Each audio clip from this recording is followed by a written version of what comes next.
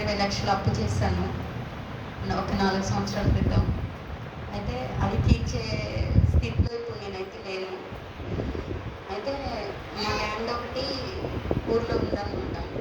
అది జాయింట్లో ఉంది. జాయింట్లో ఉండేసరికి అది అమ్మలేకపోతున్నాము, అప్పు తీర్చలేకపోతున్నాము. మాతో పాటు జాయింట్ ఉన్నవాళ్ళు వాళ్ళు అమ్మమని చెప్తున్నారు. అది చాలా చిక్కుముడిలాగా ఉంది. అయితే 4 సంవత్సరాల క్రితం మా అన్నయ్య నాకు ఇచ్చాడు 20,00,000 మా అబ్బాయి అమెరికా వెళ్ళటానికని. ఆ రోజు మాట్లాడింది దేవుడే నాతోటి. నా జీవితం ఎట్లంటే పడిపోయి చాలా దీనంగా ఉన్న స్థితిలో మొత్తానికి పడిపోయాయి. ఏం లేదన్నమాట. అంటే తినడానికి కూడా లేని స్థితి వచ్చేసింది ఒకేసారి సడన్గా. ఆ టైంలోనే దేవుడు మా అన్నయ్య రూపంలో మాట్లాడి నా జీవితాన్ని మార్చాడు. ఒక్క క్షణం ఇలా పడిపోయిన స్థితి ఇలా లేపినట్టయితే ఒక్క రాత్రి ఆ మాటతోటి నాకు ప్రాణాలు లేచి వచ్చింది. అయితే ఆ అప్పు తీర్చలేక రేపు సన్నిధిలో రోజు కన్నీళ్ళు పెట్టి ప్రార్థన చేస్తున్నాను. సేవకులకు కూడా చెప్పాను ఇలా ఉంది అని. అయితే ప్రార్థన చాలా సంవత్సరాల నుంచి 4 సంవత్సరాల నుంచి చేస్తున్నాము. ఈ రోజున దేవుడు దాని నుండి మాకు విముక్తిని దయచేశాడు. మా చెల్లెళ్ళకి మాది ఇద్దరికి జాయింట్లో ఉంది.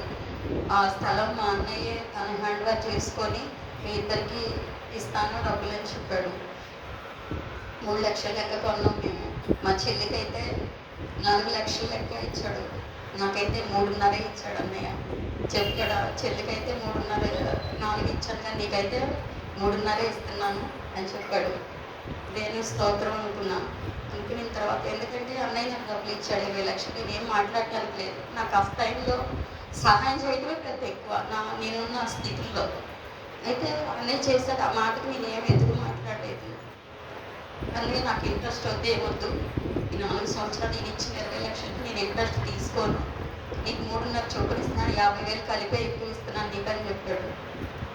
దేవుడు నాకు ఎంతో సంతోషం. నేను అప్పు అది తీరిపోగా కూడా నాకే ఇంకా 3 లక్షలు రిటర్న్ వస్తున్నాయి అన్నయ్య నుంచి. 4 సంవత్సరాలు 20,00,000కి ఇంట్రెస్ట్ లేకుండా తీసుకోవడం అనేది నేనైతే అడగలేదు. అన్నయ్య ఇంట్రెస్ట్ ఇవ్వలేదని నేను అనలేదు. దేవుడిని ప్రార్థన చేసేటప్పుడు నా స్థితి నీకు తెలుసు అని చెప్పేసి కన్నీటితో ప్రార్థన చేసి అన్నయ్యని అడగలేదు. అన్నయ్య అన్నయ్య రూపంలో ఉండి దేవుడే నాకు ఇంకా ఒక కార్యం చేశాడు. ఒకవేళ నేను అప్పు తీర్చలేకపోతే వాళ్ళందరి ముందు, నేను బంధువులందరి ముందు తలెత్తుకోలేని స్థితిలో ఉండేదని. ఇప్పటికే మేము 4 సంవత్సరాల నుంచి అసలు ఎవరింటికి ఫంక్షన్స్ కానీ ఏం వెళ్ళట్లేదు. నాకు దేవుని అందరినీ విడిచిపెట్టుకున్నాం. అయితే మళ్ళీ నా తలెత్తింది దేవుడు ఆయన.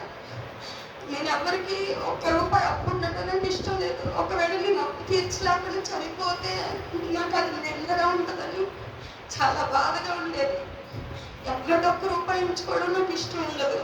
అన్నయ్య అంతటికి అన్నయ్య అన్నాడు, అమ్మ మనం ఇంట్రెస్ట్ ఇవ్వలేదు అంటే అన్నయ్య వద్దన్నాడు కదా. మన స్థలానికి ఇప్పటికి 15 సంవత్సరాలు అయింది. అది ఎక్కడ రేటు మనం ఆ డబ్బు లేదు, ఎక్కడ పెట్టినా కూడా ఈ పార్టీకి కోట్ల ఆస్తి అయ్యేది. సరే దేవుడు ప్రార్థన చేసి ఆయన న్యాయం ఇచ్చాడు. నువ్వే దాని గురించి బాధపడకు, అన్నయ్య వద్దన్నందుకు నేను ఇంట్రెస్ట్ ఇవ్వలేకపోతున్నానని బాధపడద్దు, మన స్థలం కూడా మరి ఆయన ఇచ్చిందే కదా అని చెప్పేసి అమ్మ అన్నది.